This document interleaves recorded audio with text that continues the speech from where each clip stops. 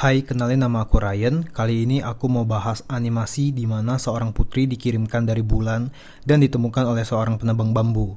Sang putri kemudian tumbuh dewasa dan menjadi sangat cantik, sehingga banyak pria yang ingin meminangnya. Sayangnya, pinang-pinangan tersebut justru menjadi awal malapetaka baginya. Oke, sebelum lanjut, jangan lupa subscribe. Bagi kalian yang udah subscribe, aku doain kalian sekeluarga masuk surga. Cerita berawal dari seorang kakek menebang pohon bambu di hutan. Di sana ia melihat ada cahaya yang bersinar tapi berasal dari salah satu bambu. Di samping bambu terdapat tunas bambu yang tumbuh begitu aja. Di dalam sana ada seorang wanita yang sedang bobok cantik. Saat ia bangun, ia hanya tersenyum dan kembali tertidur. Kakek pun membawanya pulang ke rumah. Di tangan kakek, putri kecil itu semakin lelap tertidurnya. Nenek sangat gembira sekali melihat putri itu. Nenek mau merawatnya seperti bayi. Saat nenek memegang si putri, putri itu berubah menjadi bayi. Kakek bingung mau memberikan susu ke bayi menggunakan apa. Tiba-tiba aja nenek merasa payudaranya memiliki ASI. Tanpa babi bu, nenek membuka dan memberinya ASI ke bayi itu.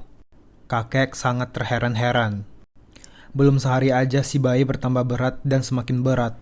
Setiap halaman yang mereka lewat, pohon-pohon di sana bermekaran. Dalam beberapa hari saja, bayi sudah bisa merangkak.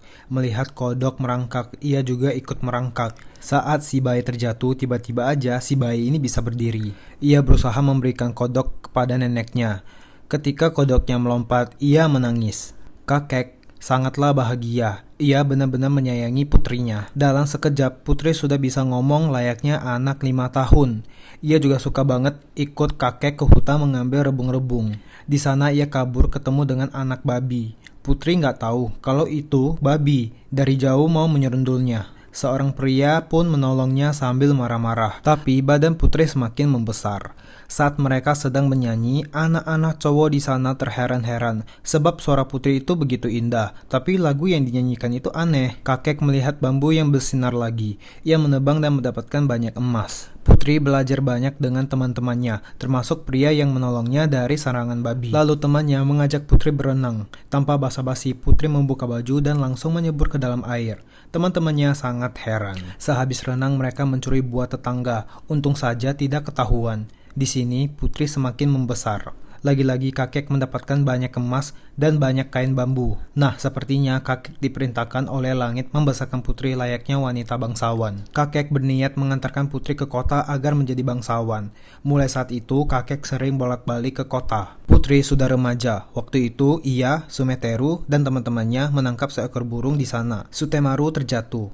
Sutemaru tersadar kalau putri semakin hari semakin membesar. Ia takut putri akan meninggalkan mereka. Saat pulang ke rumah, ia menemukan kakek dan nenek hendak ke kota. Jadi ia harus ikut bersama kakek dan juga nenek. Padahal burung itu hendak dimasak dan rencana ingin bertemu dengan Sutemaru.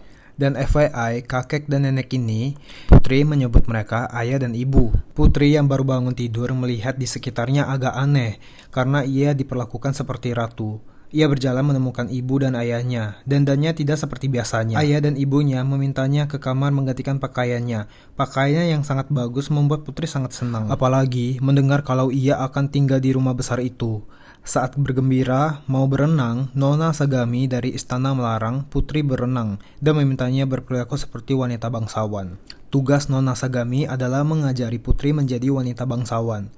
Setelah itu Putri berfokus menjadi wanita bangsawan dengan bantuan Sagami. Saat sedang mengajari Putri, Putri malah lari-larian. Ketika ayahnya datang, Putri langsung bersikap normal layaknya wanita bangsawan. Baru saja memulai musik tradisional, Putri sudah bisa menunjukkan ke ayahnya kalau dia jago memainkan alat musik itu. Nona Sagami sangat terheran sebab saat belajar, Putri tidak serius dalam belajar. Tapi dalam waktu dekat, ia menjadi sangat alih. Putri akan segera merayakan perjamuan. Tapi saat Putri hendak mengundang teman-temannya di desa, ayahnya tidak memperbolehkan dengan alasan kehidupan mereka sekarang tidak lagi sama dengan orang desa. Putri pun merasa bosan dengan kehidupannya. Ia pun meminta izin kepada ibunya mau menanamkan tumbuhan di halaman belakang rumahnya. Lagi-lagi Putri kesal karena alisnya hendak diwarnain. Ketika ada tamu yang datang, ia melihat Putri sedang di kolong rumah, sedang bermain sama kucing. Hal itu membuat ayahnya sangat malu di hadapan tamu besar yang bernama Tuan Imino Akita. Putri pun diminta menyambut tamu dan bermain musik. Tuan Imino Akita memberikan nama putri yaitu Putri Kaguya. Setelah ritual mengikat rambut dan kimono, semua orang diundang dengan perjamuan yang mewah.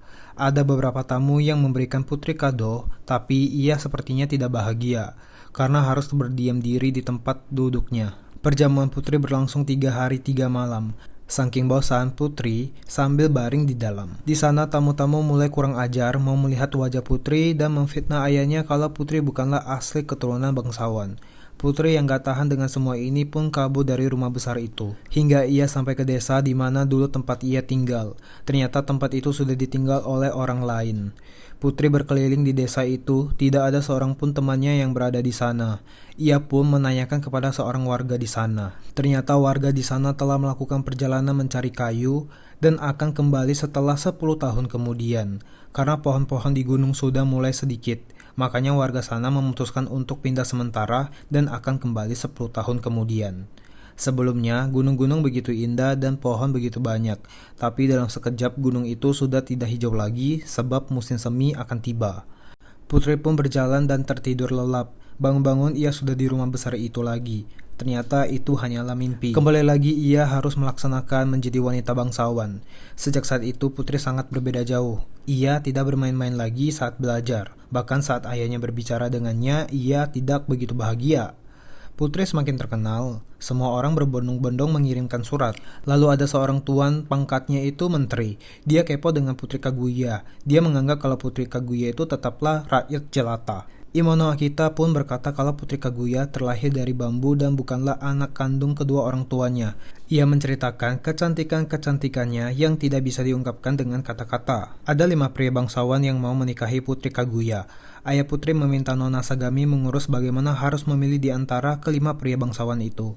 Sementara Putri pun belum berniat menikah. Setelah kelima pria bangsawan mengenalkan diri mereka, Putri Kaguya bermain alat musik dan meminta mereka masing-masing membawakan barang-barang yang sulit dicari. Bagi yang dapat dialah orang yang pantas menikahi Putri. Nona Sagami sangat kecewa, ia terpaksa mengundurkan diri. Setelah itu Putri dan ibunya melihat pohon-pohon sakura yang bermekaran. Ia sangat bahagia. Ia tidak sengaja menabrak anak kecil sehingga keluarga kecil itu meminta maaf kepadanya. Mood Putri berubah dan meminta ibunya segera pulang ke rumah. Dalam perjalanan, Putri tidak sengaja bertemu dengan Shitemaru. Ia meneriaki Shitemaru, di sana Shitemaru dipukuli karena telah mencuri ayam. Putri yang tidak berdaya hanya bisa diam dan menangis. 3 tahun kemudian, ayah bersemangat memanggil Putri mengatakan Pangeran Kiromochi membawa barang yang diminta Putri Kaguya 3 tahun yang lalu. Pangeran menceritakan bagaimana dia mendapatkan barang itu. Pas di waktu itu juga ada 2 orang pria yang berteriak meminta bayaran barang yang sudah dibuat mereka. Pangeran pun kabur. Pangeran kedua yang bernama Abe pun menunjukkan jubah tikus. Putri meminta jubah itu dibakar, karena kalau asli tidak akan terbakar. Ternyata jubah itu dengan mudahnya terbakar. Pangeran yang ketiga yang bernama Ishikuri membawa mangkuk batu Buddha. Untung aja ada pendamping Putri yang menolongnya. 2 pangeran-pangeran yang sedang mencari barang yang diminta Putri, satunya patah tulang, dan satunya lagi meninggoy. Hal ini membuat Putri terpukul sebab karena dia, semua orang menderita. Sang kaisar mendengar Putri telah menolak 5 pangeran, ia sengaja mengundang Putri dan keluarga ke istana. Seperti biasa, ayah sangat senang tapi ibu dan Putri meminta ayah menolak acara itu. Sampai Putri mengatakan ia mau saja ke acara itu, tapi setelah ayahnya mendapatkan jabatan yang diberikan kaisar, ia akan segera mati. Hal ini membuat kedua orang tua Putri terdiam. Karena ditolak, kaisar langsung turun ke rumah Putri, diam-diam mengintip dan memeluk Putri dari belakang. Ketika mati lampu, Putri langsung bergegas bersembunyi. Sejak saat itu, Putri berubah menjadi pendiam dan setiap malam merenungkan dan melihat bulan. Kedua orang tua Putri meminta Putri menceritakan semuanya.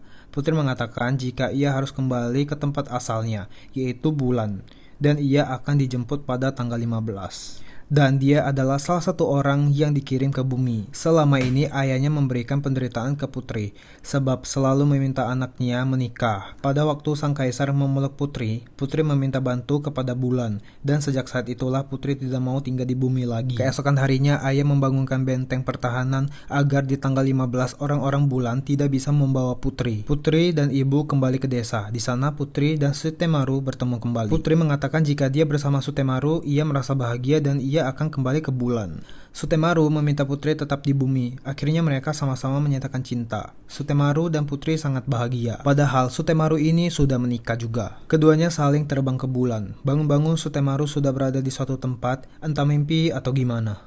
Di tanggal 15, orang-orang bulan beserta Buddha datang menjemput Putri. Putri terbang mengambil mahkotanya kembali. Putri memeluk orang tuanya. Di sisi itu, orang bulan mengatakan jika ke bulan, Putri tidak akan merasakan sedih lagi, karena bumi banyak tekanan. Jubah itu dikenakan ke Putri, membuat Putri kehilangan ingatan.